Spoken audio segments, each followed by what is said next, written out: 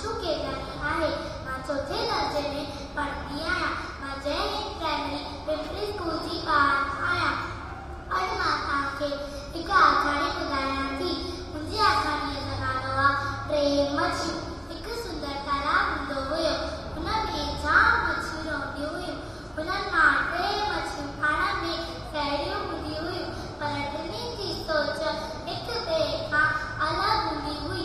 पहिरीं मच्छी सियाणी मच्छी हुई। हुनजी सोच हुई त सोच ऐं सम्झ सां हर हिकु मुसीबत खे मुंहुं ॾेई सघिजे थो। ॿी मच्छी होशियार मच्छी हुई। हुनजी सोच हुई त जॾहिं मुसीबत ईंदी ओॾी महिल सोचे वेंदो। ॿी मच्छीअ जी सोच हुई त जेको नसीब में लिखियलु हूंदो उहो थींदो। हिकु ॾींहुं ॿ माण्हू तालाब किनारे अची वेठा।